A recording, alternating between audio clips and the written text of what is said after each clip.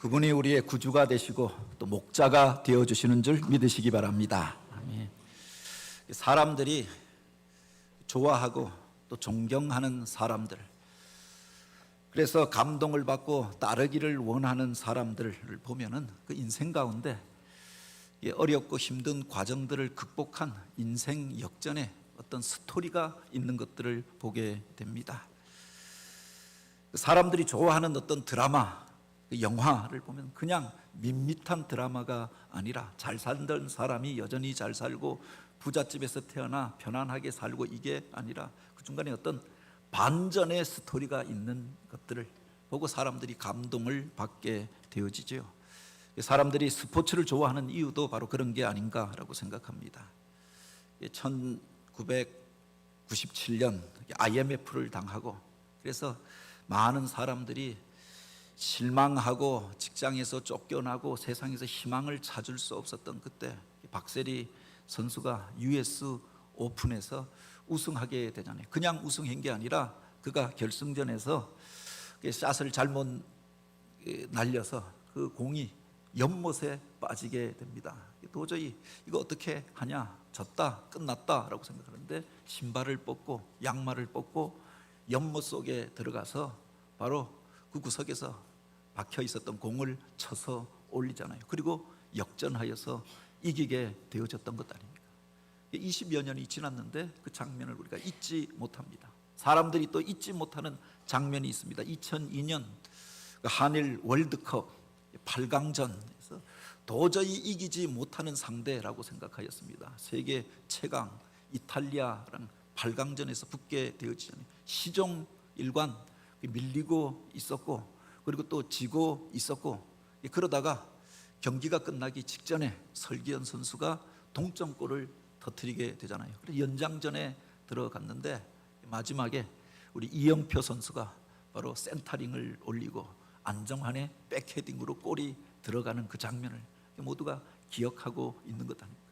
생각해보니 벌써 23년 되어진 일입니다. 그런데 그 대역전의 스토리, 그 감격, 그 감동을 잊지 못하더라라고 하는 겁니다. 우리 인생 가운데 그냥 밋밋하게 사는 인생이 아니라 세상에 어둠이 있고 또 실패가 있고 아프고 힘겨운 과정이 있습니다. 그 속에서 바로 그 상황을 역전시키고 이긴 이야기, 그 이야기들을 보게 될 때 우리가 감동을 받게 되어지는 거죠. 성경의 이야기가 바로 이것을 우리에게 전하여 주고 있는 것 아닙니까? 우리 주님께서 그렇게 대적자들을 통하여 고발하고 참소하는 자들을 통하여서 그렇게 재판을 받고 모욕을 당하고 십자가를 지고 그렇게 그 위에서 온몸에 물과 피를 다 쏟고 죽으셨습니다. 예수 운동은 끝난 것처럼 보여지고 실패한 것처럼 보여졌습니다. 그런데 사흘 만에 부활하셔서 사망의 권세를 깨뜨리고 오늘 우리의 구주가 되시고 그 은혜로 우리가 생명을 얻고 하나님 나라의 자녀가 된 줄 믿으시기 바랍니다. 역전 스토리가 성경 속에 담겨져 있다라고 하는 겁니다. 이스라엘 백성들이 중요하게 여기는 중요 절기들이 있습니다. 이게 바로 그 역사의 반전이 일어났던 날을 기념하는 그 절기인 것들을 보게 되어집니다. 구약 성경에서 모세 오경 안에 이스라엘 백성들이 중요하게 여기는 3대 절기가 기록되어져 있습니다. 그 절기의 출발점이 뭐냐? 바로 유월절이라고 하는 절기입니다. 유월절의 유래가 그렇잖아요. 애굽 땅에서 노예가 되고 종이 되어져서 신음하고 고통당하던 백성이 인권을 유린당하고 짓밟히면서 온갖 노역에 동원당해서 죽음과도 같은 삶을 살던 그들이 하나님의 구원을 바라고 호소합니다. 그 땅에 10가지 재앙이 임합니다. 바로가 완강하게 저항합니다. 하나님께서 마지막 재앙을 내리시는데 애굽에 있는 모든 처음 난 것들을 다 죽게 하는 무서운 재앙이, 죽음의 재앙이 그 땅을 휩쓸고 지나가게 되어지죠.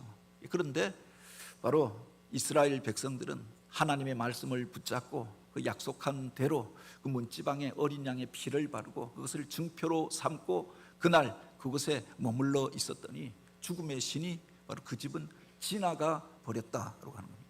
저들에게는 통곡의 날이었고 재앙의 날이었지만 바로 이스라엘 백성들에게는 구원의 날이었고 해방의 날이었고 그 감격 가운데 이제 바로가 무릎을 꿇고 그들이 그곳에서 많은 재물을 얻고 애굽에서 나오게 되어졌던 날이 유월절이 아닙니까?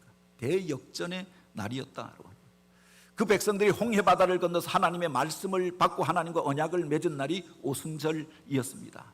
약속의 땅에 들어가서 첫 열매를 거두고 그래서 하나님 앞에 감사의 제사를 올려드렸던 그것을 기념하면서 초막절을 또한 지켰습니다.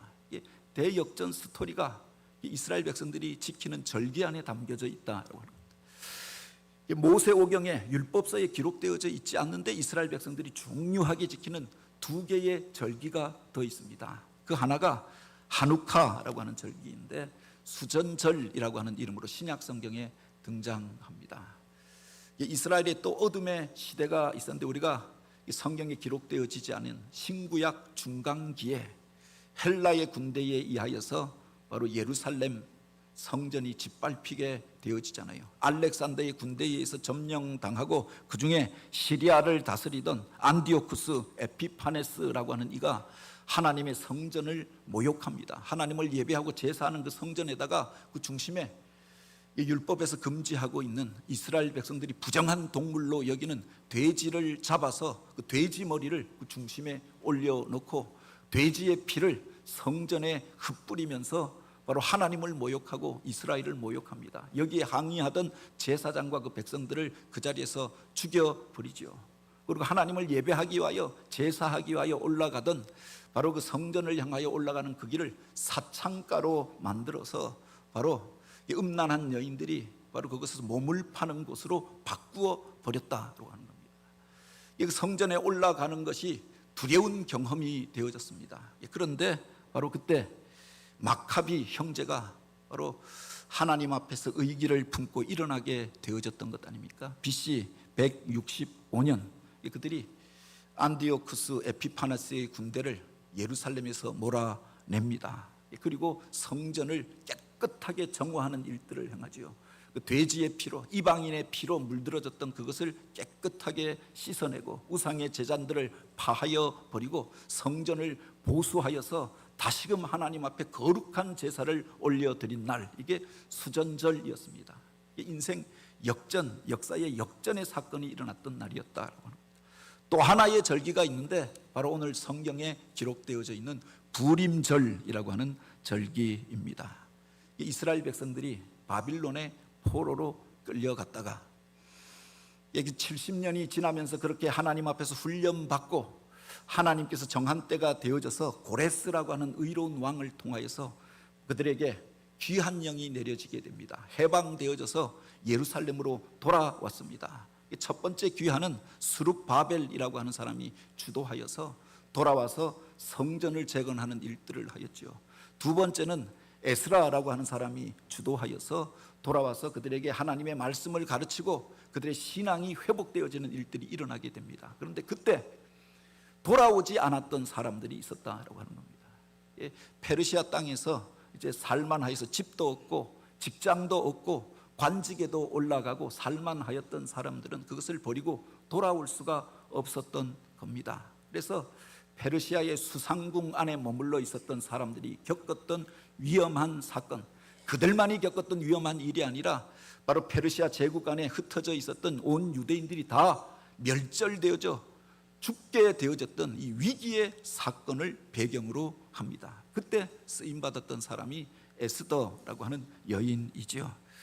여기에 보면은 그 시대에 이스라엘에게 적대적인 감정을 가진 그 하만이라고 하는 자가 그 제국의 총리가 되어집니다. 아말렉 백성의 후손이었고 전통적으로 유대인들을 좋아하지 않던 사람이었습니다. 그러니까 총리의 자리에 올라가서 권세를 부리는데, 그런데 바로 그 앞에 머리를 숙이지 않고 고분고분하게 그렇게 복종하지 않는 사람들이 있더라라고 합니다.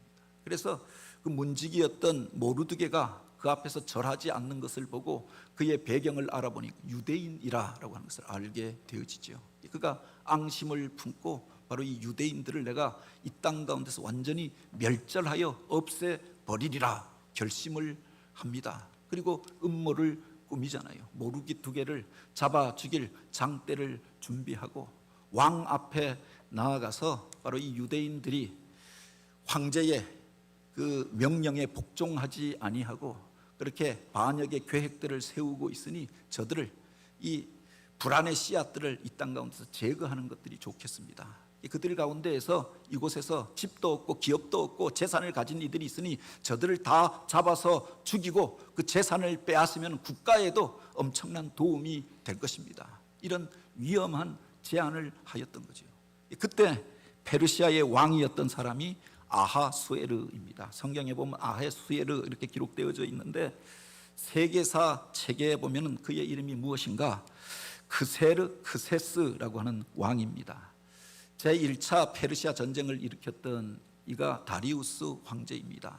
그가 실패하고 마라톤 전쟁에서 실패하고 돌아갑니다. 그 아들이 바로 이 크세르 크세스 아하수에르인데 그가 이제 아버지의 복수를 다짐하고 제2차 페르시아 전쟁을 일으킵니다. 그리고 그리스를 정복하기 위하여 넘어가잖아요. 그게 바로 그 유명한 전쟁, 우리가 300이라고 하는 영화에서 스파르타군을 그곳에서 완전히 멸망시킵니다. 그래서 그리스에서 가장 강력한 군대였던 스파르타가 이제 페르시아에 굴복하게 되어지죠. 온 그리스를 다 점령하고 유럽을 다 집어삼킬 기세로 올라갑니다. 그러다가 살라미스 해전에서 아테네의 해군에게 패하게 되어졌던 겁니다. 보급로가 끊어지고 나서 더 이상 진군할 수가 없어서 바로 이 아하수에르가 돌아오게 되어졌던 거죠. 이 사건을 바로 에스더 1장과 2장 사이에 기록하여 놓고 있는 겁니다. 전국의 모든 관료들을 다 불러 모아서 잔치를 벌입니다. 전쟁을 준비하면서 아하수에르가 이 크세스가 하였던 일입니다. 그런데 그가 이제 이 전쟁에서 패하고 돌아와서 심히 불쾌한 마음들을 가지고 이 책임들을 묻게 되어졌던 거죠. 그 왕비가 그에게 그의 시키는 대로 하지 않았던 것을 이유로 해서 바로 이 와스비라고 하는 왕비를 폐위시켜 버립니다. 그리고 새로 뽑았던 왕이 바로 에스더였다라고 합니다. 1장과 2장 사이에 이런 역사적인 사건이 있었던 거지요. 어찌되었든 그리고 그 이후부터 페르시아 전쟁사에 보면은 헤로도토스라고 하는 사람이 그렇게 이야기합니다. 이 크세르 크세스가 변덕이 심하고 또한 잔인한 사람이라 자기 마음에 들지 않는 자들은 언제든 죽이고 아침에 하였던 이야기가 저녁 때 바꾸기도 하고 전쟁에서 패한 이후에 그가 이런 변덕을 부리게 되어집니다. 정사에 몰두하는 것이 아니라 바로 여색을 탐하며 주색에 빠지게 되어집니다. 그래서 그때 총리에게 모든 정권을 맡겼는데 정권을 맡았던 이가 하만이라고 하는 사람이었다라고 합니다.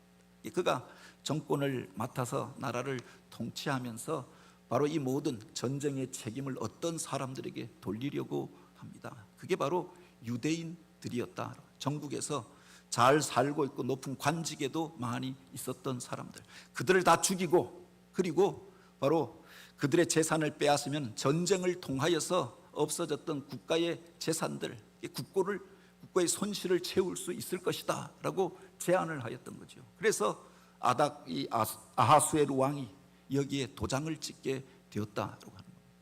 이 칙령이 전국으로 퍼져가게 되었던 겁니다. 멀쩡하게 잘 살고 있었던 유대인들이 어떤 사람들은 이제 예루살렘에 돌아가서 성전을 재건하고 성벽을 재건하기 위하여 하나님이 기뻐하시는 거룩한 나라를 세워가고자 하였습니다. 남겨진 사람들도 마음속에 죄의식을 가지고 내가 언제든 결단하고 이제 그 고향 땅으로 조국으로 돌아가리라 결심하면서 그 일을 기다리고 기도하던 그때 바로 이런 재앙의 사건이 일어나게 되어졌던 겁니다. 모든 이 제국 안에 살고 있던 모든 유대인들을 한날 한시에 다 죽여버리리라. 그래서 한날을 정하였는데 그게 바로 아달월 13일이었다고 합니다. 그들의 달로 보면 12월 13일입니다.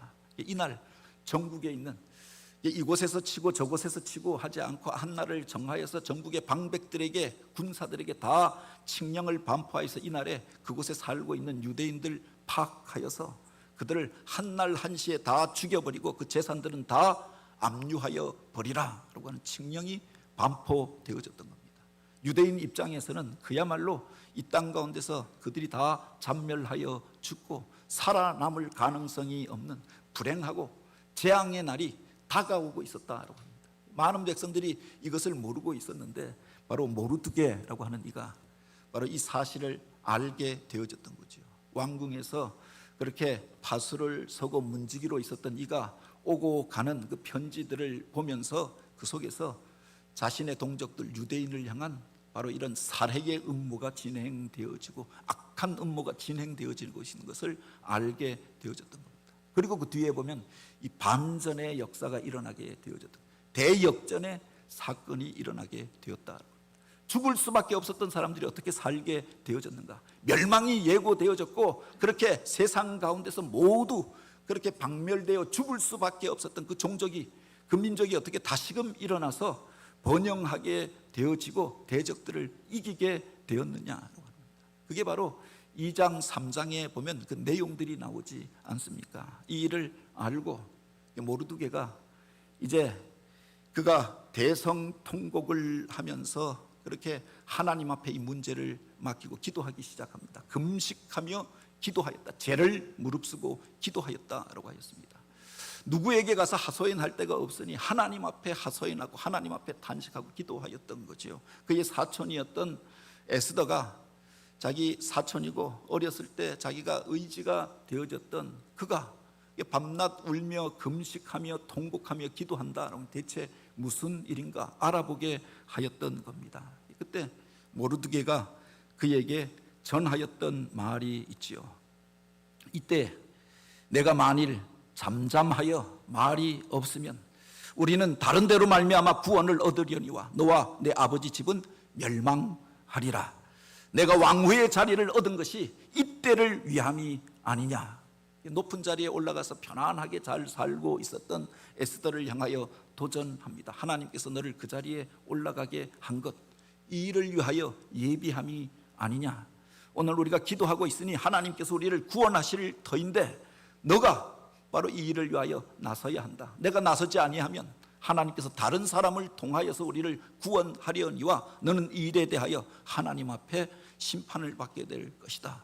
그리고 그에게 사명을 북돋우고 도전하는 글을 보내었던 겁니다.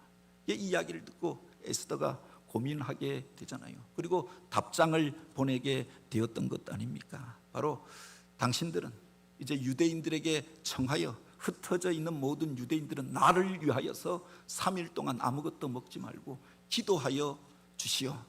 왕 앞에 나아가는 것이 바로 이 페르시아 왕궁의 규례를 벗어난 일이기에 어떤 일을 당할지 모르나 당신들이 기도하면 내가 이제 왕 앞에 나아가리라. 죽으면 죽으리라 결심하고 나아가게 되었다고 합니다.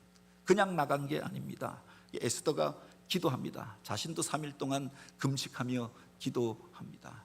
혼자 기도했던 것이 아니라 온 유대인들에게 이 일을 알려서 바로 당신들이 죽게 된 것을 알고 내가 이 일을 위하여 나서게 된 것을 알고 위하여서 기도하여 달라 부탁하였던 거죠. 흩어져 있던 그 백성들이 이제 이 일을 놓고 기도하기를 시작하였다. 기도할 때 역전의 사건이 일어나게 된 줄 믿으시기 바랍니다. 그 사람의 운명을 바꾸고 역사의 물줄기를 바꾸고 또 놀라운 변화의 사건들이 일어나는 그 배후에 보면 기도하는 사람들이 있었다. 이스라엘 백성들이 바빌론의 포로로 끌려갔습니다. 그곳에서 어떻게 돌아오게 되어졌는가? 그게 보면 그곳에서 하나님의 뜻을 깨달았던 어떤 사람들이 있었지요. 에스겔이 그곳에서 하나님께서 보여주신 비전을 보고 기도하는 일들을 시작합니다. 에스겔이 잠자던 백성들을 깨우는 역할을 하지요. 바로 마른 뼈다귀와 같이 그렇게 죽음의 골짜기 안에 거하는 그 백성들의 모습을 보고 너는 그들에게 나의 말을 전하라라고 이야기합니다. 그 말을 전하면서 그 백성들이 이제 깨어서 기도하기를 시작하였던 것 아닙니까? 그 중에 한 사람이 다니엘이었던 거죠. 다니엘이 그곳에서 높은 관직에 올라가서 그래도 자기 믿음 지키고 살았는데 전하여진 말씀을 듣고 예레미야의 예언의 때가 다가오고 있는 것들을 알고 이제는 그도 그렇게 작정하고 결단하고 기도하였던 것 아닙니까? 그래서 그곳에서 돌아오는 사건들이 벌어지게 되어졌던 거죠. 그냥 그들이 해방되어 돌아왔던 것이 아니라 그 속에서 기도하던 사람들이 있었다라고 합니다. 에스라가 그런 사람이었고 에스더가 그런 사람이었고 모르드게가 그런 사람이었다라고 합니다. 기도하는 사람들을 통해서 하나님께서 변화의 사건을 일으키시고 역전의 일들을 행하시는 줄 믿으시기 바랍니다. 의인의 강구는 역사하는 힘이 있다고 했습니다. 세상 바라보며 답답한 일들이 있지요. 오늘 우리를 짓누르는 힘들고 어려운 문제들이 있습니다. 그래서 그냥 견디며 사는 것이 아니라 그 인생의 역전을 우리가 꿈꾼다라고 하면, 이 역사 가운데 어둠의 사건들이 있고 답답한 일들이 있는데 이 민족을 향하여서 오늘 우리가 이렇게 살다가 가자, 분단되어서 그냥 살다가 가자, 이 모양 이 꼴로 살다가 가자가 아니라 하나님 앞에 이 민족이 다시금 쓰임받기를 원하고 하나님께서 행하시는 놀라운 일들을 보기를 원한다라고 합니다. 기도하는 일들을 시작해야 한다라고 합니다. 기도할 때 하나님께서 그 놀라운 일들을 행하신 줄 믿으시기 바랍니다. 그날이 어떤 날이냐? 하만이 이스라엘 백성들을, 전국에 흩어져 있는 유대인들을 다 죽이기로, 진멸하기로 그렇게 계획된 날이었습니다. 그냥 그 일을 행하려고 하니까 찝찝하여서 그가 그래도 이렇게 무속적인 신앙을 가진 사람이었습니다.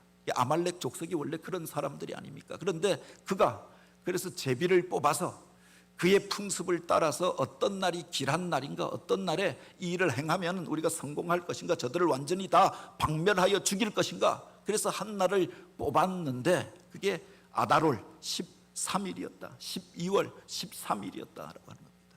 그래서 그 날로 정하여서 왕에게 허락을 받았습니다. 바로 진행할 수도 있지만 한 날을 정하여서 행하는 것이, 길한 날을 정하여서 행하는 것이 좋다고 생각하였던 겁니다.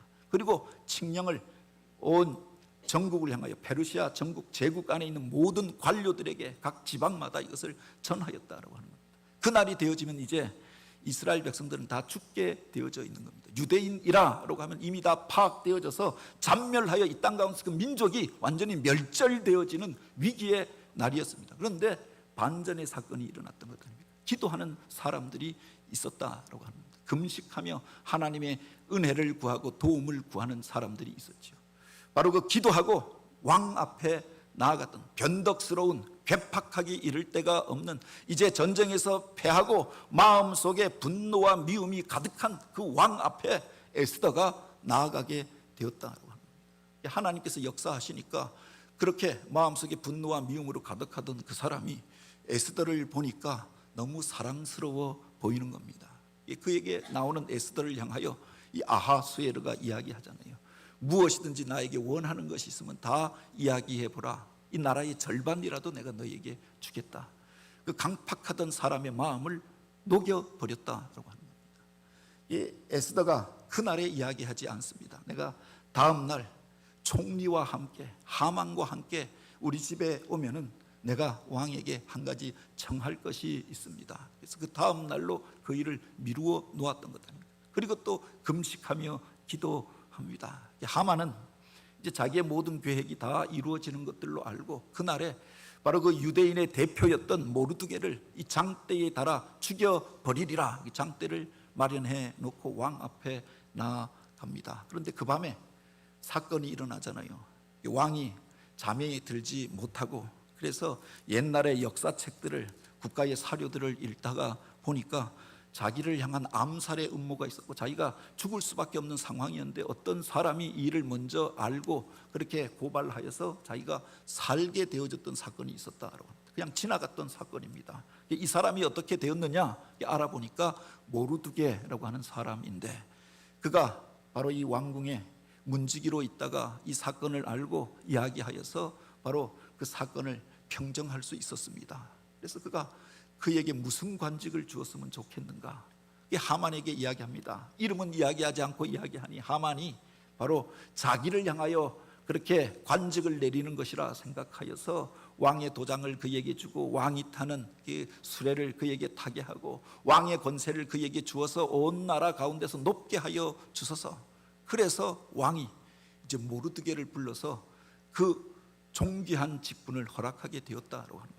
하나님이 감동하시니 숨겨졌던 일이 드러납니다. 강팍하였던 왕의 마음이 바뀌어지게 되어집니다. 그리고 그 결정적인 날 이제 에스더가 왕 앞에 나와서 이야기하잖아요. 바로 이 하만이 음모로 나의 백성들, 나의 동족을 진멸하여 죽이는 음모를 꾸미고 죄 없는 사람들을 이제 이 땅 가운데서 다 죽이려고 하는 일들을 진행하였나이다. 그 이야기를 듣고 왕이 고민하게 되잖아요. 이제 어떻게 할 것인가? 내가 총애하는 총리이고 하나는 내가 사랑하는 이 왕비인데 그 둘이 적대하는 지점에 있다라고 하는 것을 깨닫고 갈등하였던 것 아닙니까? 밖에 나가서 바람을 쐬고 들어왔는데 하만이 바로 에스더의 발목을 붙잡고 살려달라, 제발 용서하여 달라 간청하는 모습을 그가 보고 오해하게 되었던 것 아닙니까? 내가 이제 내 아내까지 겁탈하려고 하느냐, 분노하여서 바로 그전 자기의 감정을 절제하지 못합니다. 그리고 하만을 바로 내어서 그가 모르드게를 죽이려고 준비하였던 장대에 달아서 죽이게 만들었다라고 합니다. 역전의 사건이 일어났던 겁니다. 유대인을 죽이려고 하였는데, 모르드게를 죽이려고 하였는데 그 장대에 자기가 달리게 되어졌던 거죠. 그게 끝이 아니죠. 그럼에도 불구하고 왕이 전국에 칙령을 내렸습니다. 모든 유대인들은 죽여도 좋다, 그들의 재산은 압류한다라고 하는 포고령이 이미 전국으로 배달되어졌던 것 아닙니까? 그 포고령을 받고 사람들이 유대인의 재산을 조사하고 전국에 흩어져 있는 유대인들을 조사하면서 대적들이 이 날을 기다리고 있었다. 이것을 어떻게 할 것인가? 그래서 바로 에스더의 청을 통하여 두 번째 포고령이 내려가게 되어졌던 거죠. 그날 유대인을 향하여 칼을 들고 대적하는 자들은 유대인들이 바로 그들을 향하여 자위권을 행사해도 좋다, 유대인들도 칼을 들고 그들과 맞서 싸울지니 유대인을 죽이려고 하는 자들은 바로 그날 그들이 죽여도 좋다라고 하는 포고령이 같이 나가게 되었다라고 합니다.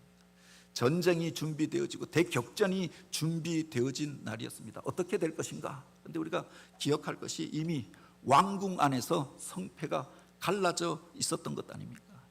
이 악한 일을 도모하였던 자가 이미 죽고 장대에 달려 버렸습니다. 그들을 도와줄 권력의 배후가 없어져 버렸다라고 하는 겁니다. 오히려 유대인의 대표였던 모르드게가 그 나라의 치안과 행정의 책임을 맡게 되어졌던 겁니다. 군령을 담당하는 자리에 있게 되었다라고 하는 겁니다. 왕이 두 번째 포고령을 내렸을 때 전국에 흩어져 있었던 바로 관원들이 이것을 보면서 왕이 누구 편에 서 있는가라고 하는 것을 깨닫게 되었던 거지요. 그날에 진짜 전쟁이 일어납니다. 그런데 바로 그 백성들의 마음이 유대인 편으로 돌아섰던 것 아닙니까? 모든 관료들이 이제 유대인을 도와서 유대인의 대적자들을 진멸하여 없애게 되었다라고 합니다. 남겨졌던 하만의 자녀들까지 장대에 달리고 대역전의 사건이 일어나게 되어졌던 거죠. 죽기로 예고되어졌던 날입니다. 멸망하기로 준비되어졌던 날이었습니다. 그런데 그들이 하나님 앞에 나아가 기도할 때 하나님께서 변화의 사건을 일으킵니다. 한 사람의 마음을 변화시키고 상황을 그렇게 오해하게 하여서 바꾸어 놓고, 그리고 두 번째 포고령이 일어나면서 오히려 그 대적자들이 누구인가라고 밝혀지는 날이 되었다고 합니다. 유대인을 향하여 적개감을 가졌던 사람들이 그날 다 드러나게 되어졌던 것 아닙니까? 그래서 그들이 박멸되어지고 대역전의 사건이 일어나게 되어졌던 거죠. 이 날을 기념하여서 부림절로 지키게 되었다라고 합니다. 이 본문을 통해서 우리가 한 가지 의미심장하게 보게 되어지는 구절이 있습니다. 함무다다의 손자요 유다인의 대적 하만의 10아들을 죽였으나 그들의 재산에는 손을 대지 아니하였더라. 두 구절에 걸쳐서 계속 반복하여서 바로 그들의 재산에는 손을 대지 않았다라고 합니다. 유대인들이 이제 자기를 죽이려고 하는 사람들, 자위권을 행사하기 위하여서 칼을 들고 대항하여 싸웠고 그 대적들을 죽였습니다. 그러나 그들의 재산에는 손을 대지 않도록 하였다라고 합니다. 싸움을 벌이는데 절제하면서 벌였다라고 하는 겁니다. 싸움에서 이기면 그들의 재산을 다 취하고 약탈하여 가는 것이 세상의 생리입니다. 그래서 전쟁을 하는 것 아닙니까? 그런데 재산을 탐내어서 하였던 전쟁이 아니었다라고 합니다. 자기 생명을 지키기 위하여서 의로운 싸움을 하고 있다라고 하는 것들을 그들이 나타내고자 했던 거죠. 이전에 사울이라고 하는 왕이 이 아말렉과의 싸움에서 행하였던 악한 일이 있습니다.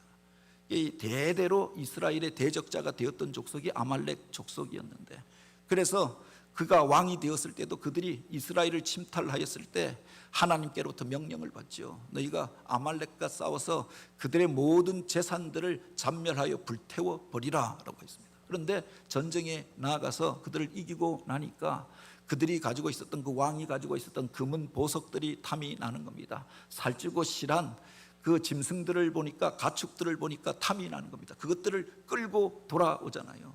그 모든 것들을 제하여 버리라 라고 했는데, 사울이 그것을 가지고 오는 것들을 보고 사무엘이 책망하였던 것 아닙니까? 하나님의 영이 사울을 떠나가게 되었다. 전쟁을 벌이는데 탐욕에 겨워서 무슨 육체적인 그 물질적인 이익을 구하기 위하여서, 얻기 위하여서 행하였던 그 전쟁에 대해서 하나님께서 금하여 놓았던 거죠. 그래서 아이성 싸움에서도 실패하였던 것 아닙니까? 여리고 싸움에서 그 모든 것들을 다 불태우고 없애버리라 라고 하였는데, 아간이라고 하는 사람이 바로 그 물질에 욕심을 내면서 그것 때문에 아이성 싸움에서 많은 사람들이 죽게 되었다고 합니다. 이스라엘 백성들이 이것을 깨닫게 되었던 것 아닙니까? 싸움을 벌이는데 살기 위하여서 자위권을 행사하는데 그들의 재산에는 손을 대지 아니하였다. 세상 가운데 이런저런 영적인 싸움이 있습니다. 그런데 우리가 탐욕에 겨워서 그 일들을 행하다 보면은 나중에 가면 그 일 자체가 바로 그르치게 되어지는 거죠. 하나님께서 우리에게 맡겨진 사명들을 감당할 때, 영적 싸움을 싸우게 될 때 그 속에 절제가 필요하다라고 하는 겁니다. 하나님이 기뻐하는 일들이 무엇인가, 하나님이 우리에게 명하신 일이 무엇인가, 그것을 쫓아 행함으로 끝까지 하나님 앞에 쓰임받게 되어지는 것 아닙니까? 그리고 그 뒤에 보면은 이 일들을 행한 이후에 바로 이날에 모르드게가 백성들 가운데 전하였던 말이 있습니다. 이날에 유대인들이 대적에게서 벗어나 평안함을 얻고 슬픔이 변하여 기쁨이 되고 애통이 변하여 길한 날이 되었으니 이 두 날을 지켜 잔치를 베풀고 즐기며 서로 예물을 주며 가난한 자들을 구제하라 하매라고 하였습니다. 이 날을 어떻게 지키게 되었는가? 이 날을 부림절이라고 하는 절기로 지키게 됩니다. 한 날만이 아니라 이틀을 겹쳐서 지키는데, 하루는 하나님 앞에 감사함으로 감격하면서 그렇게 예배하는 날로 지키고, 하루는 그들 가운데 그 기쁨을 그렇게 이웃들과 함께 나누면서 잔치를 베풀고 예물을 서로에게 주면서 가난한 자들을 구제하는 날로 지키게 하였다라고 합니다. 지금도 이 부림절이 되어지면 이스라엘 백성들은 그들 가운데 가난한 자들, 약한 자들, 그들 가운데 나와 있는 3세계의 사람들을 초청하여서 그들에게 좋은 것들을 나누어 주며 위로하는 날로 지킨다라고 하는 겁니다.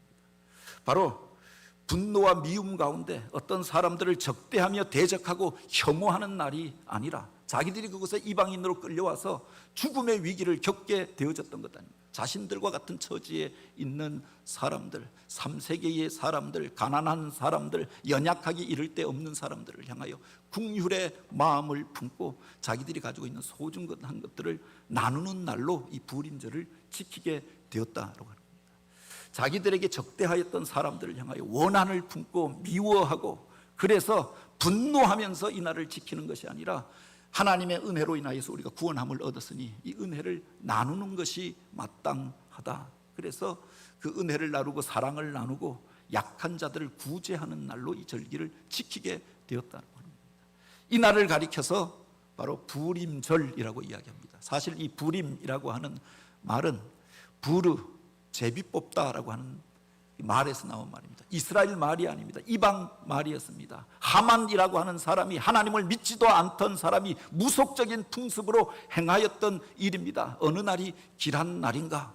그래서 유대인들을 죽이기로 계획하였던 날입니다. 그런데 그 날을 이제 부림절이라고 하여서, 부르의 복수형이 부림이지요. 이틀날을, 그 두 날을 합하여서 바로 하나님 앞에서 구별되이 지키게 되었다라고 하는 겁니다. 이방인이 자기를 죽이려고 하였던 날이지만 이날 하나님께서 우리를 구원하여 주시고, 하나님께서 오늘 우리를 살려주시고 또 이 민족이 다시금 일어나게 하여 주셨으니까 하나님 앞에 감사하는 것이 마땅하지 아니한가? 이것을 기록하였고 이것을 기억하도록 가르치게 하였고 이 날을 기념하여서 지키게 하였다라고 합니다. 오늘 우리들 가운데 이런 부림절과 같은 날들이 있지 않습니까?